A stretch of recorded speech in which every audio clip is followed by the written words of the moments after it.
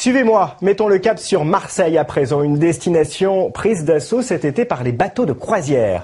La cité phocéenne a même battu un record en août. Durant une journée, pas moins de 7 paquebots ont investi simultanément le port de la ville. Il faut dire que le secteur des croisières ne connaît pas la crise et le marché est en plein boom. Si bien que les grandes villes européennes disposant d'un port se livrent une bataille sans merci pour attirer cette manne financière. Enquête menée entre Barcelone, Marseille et Rome. Des bateaux toujours plus grands qui séduisent de plus en plus de touristes. Le marché de la croisière bat chaque année des records. Alors les villes font tout pour attirer ces géants des mers et leurs milliers de passagers, comme Marina et Boris Radman. À peine descendu du Preciosa, ce couple d'Australiens n'a qu'un seul objectif, trouver la rue commerçante. Ils n'ont que quelques heures pour faire leurs achats avant de remonter à bord. Au programme petite pause sucrée, mais surtout nombreuses boutiques. Super, j'ai pu trouver un joli foulard, comme vous pouvez le voir. À chaque stop que l'on fait jusqu'à présent, on a acheté quelque chose. Moi, peut-être plus que mon mari. Des clients dépensiers qu'il faut savoir attirer. Barcelone, Rome, Marseille. Nous sommes allés dans 3 ports pour savoir comment ils s'y prennent.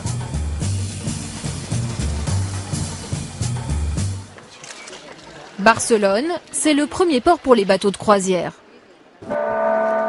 Pour visiter la Sagrada Familia, le stade du Barça ou les plages, près de 2,5 millions de personnes sont venues par paquebot l'an dernier. Ce jour-là, plusieurs géants des mers dans le port. Barcelone leur fait la cour depuis plus de 20 ans.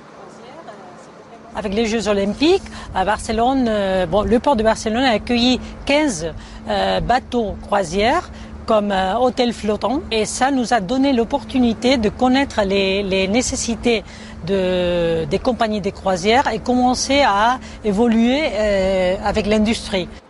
Barcelone est une ville bien desservie et bien organisée. Terminaux d'embarquement géants, parking avec bus et taxis, de quoi relier en quelques minutes le centre-ville. Le port est tout près des principales attractions touristiques, mais aussi à une trentaine de minutes en voiture de l'aéroport international. Ces Américains sont arrivés il y a quelques heures de New York par avion. Ils ne vont pas tarder à embarquer pour une semaine de croisière. C'était un vol direct, 6 heures, pas vraiment très long, c'était vraiment très simple. Le point fort de Barcelone, c'est qu'il sert souvent de tête de ligne, là où les passagers embarquent et débarquent pour une seule et même croisière. Le port perçoit donc plus de taxes et facture aussi le traitement des bagages. Ici, un passager rapporte en moyenne 13 € contre 3 € pour une simple ville escale. Une fois débarqués, les croisiéristes vont consommer. Au programme pour cette famille suisse, shopping. Chez nous, il n'y a pas à ce prix-là. Donc on aime bien. On profite. C'est la même chose pour les chaussures. Chaque année à Barcelone, les passagers des paquebots dépensent dans la ville près de 300 millions d'euros. Une manne que les grandes villes se disputent, comme Rome. Pour visiter la ville éternelle, beaucoup arrivent aujourd'hui en bateau. Le port le plus proche est très loin du centre, à 80 km du Colisée. Pour rejoindre les principaux monuments, des minibus acheminent les croisiéristes gratuitement. Ce couple de Français a passé la journée en ville. Une heure pour aller à Rome, au centre, en minibus. Ça nous fait découvrir une ville pour laquelle après on a envie de revenir et puis de passer plus de temps. Ce jour-là, le port de Rome accueille 5 paquebots en même temps. Et c'est souvent 2 fois plus. Dans cette course aux croisiéristes, Marseille tente de tirer son épingle du jeu. Le port français a longtemps souffert d'une mauvaise réputation, infrastructure inadaptée, grève des dockers. Aujourd'hui, le principal problème, c'est l'entrée du port, trop petite pour accueillir les mastodontes en cas de mauvais temps. Des travaux vont bientôt commencer.